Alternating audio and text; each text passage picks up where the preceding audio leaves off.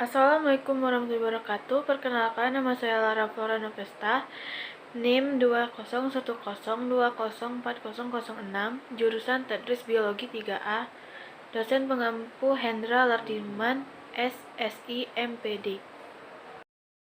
Di sini saya akan membahas tentang faktor lingkungan, yaitu hubungan antara organisme dengan lingkungannya, iklim, dan tanah. Baiklah, pertama-tama kita akan membahas tentang hubungan organisme dengan lingkungan.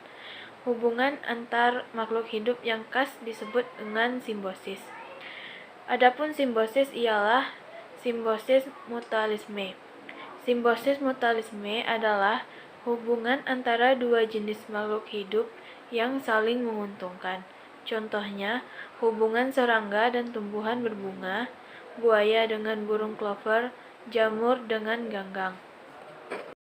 Kemudian ada simbiosis parasitisme, yaitu simbiosis parasitisme adalah hubungan ketergantungan yang hanya menguntungkan salah satu pihak. Contohnya, benalu yang hidup di pohon inang, tumbuhan tali putri yang menumpang pada tumbuhan lain, kutu kepala dengan kulit kepala manusia. Kemudian ada simbiosis komensalisme, yaitu simbiosis komensalisme adalah hubungan ketergantungan antara makhluk hidup di mana satu pihak diuntungkan, namun pihak yang lain tidak dirugikan.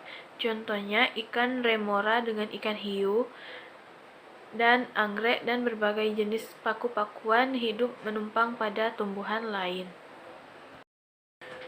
Kemudian kita masuk ke tahap pembahasan iklim. Iklim adalah kondisi cuaca di wilayah tertentu dalam periode waktu yang lama. Iklim menentukan berbagai aspek kehidupan, misalnya tanaman apa yang tumbuh dan ciri-ciri hewan yang ada di sana. Iklim pun dibagi beberapa jenis, yaitu iklim tropis, cuaca hangat sepanjang hari dan tidak ada musim dingin. Sebagian macam-macam iklim tropis seperti hutan hujan dan curah hujannya tinggi. Iklim subtropis ialah punya suhu harian dan musiman yang lebih beragam dari daerah tropis di kawasan Mediterranean seperti Yunani dan Italia. Iklim dingin. Iklim dingin adalah di kutub bumi, yaitu kutub utara dan kutub selatan. Di kedua wilayah ini musim dingin terjadi sepanjang tahun. Iklim fisis. Iklim fisis merupakan macam-macam iklim yang menurut keadaan atau fakta yang sesungguhnya di suatu wilayah muka bumi sebagai hasil pengaruh lingkungan alam. Kemudian topik terakhir ialah tanah. Tanah sangat vital peranannya bagi semua kehidupan di bumi, karena tanah mendukung kehidupan tumbuh-tumbuhan dengan menyediakan hara dan air, sekaligus sebagai penopang akar. Struktur tanah yang berongga-rongga juga menjadi tempat yang baik bagi akar untuk bernapas dan tumbuh. Tanah berasal dari pelapukan batuan dengan bantuan organisme, membentuk tubuh unik yang menutupi batuan. Proses pembentukan tanah dikenal sebagai pedogenesis. Proses yang unik ini membentuk tanah sebagai tubuh alam yang terdiri atas lapisan-lapisan atau disebut sebagai horizon tanah.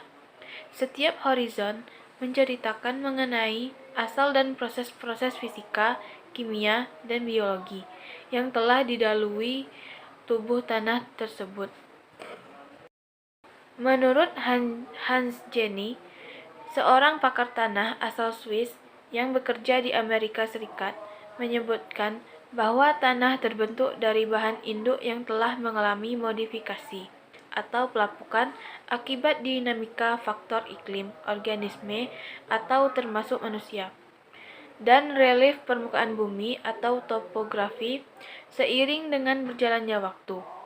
Berdasarkan dinamika kelima faktor tersebut, terbentuklah berbagai jenis tanah dan dapat dilakukan klasifikasi tanah.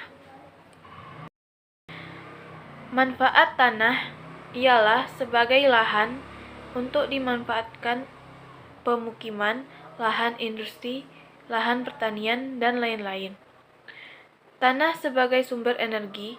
Tanah gambut merupakan salah satu sumber energi alternatif dari daerah persebaran tanah gambut di Indonesia terdapat di Sumatera, Kalimantan Barat, Kalimantan Tengah, Kalimantan Selatan, dan Papua.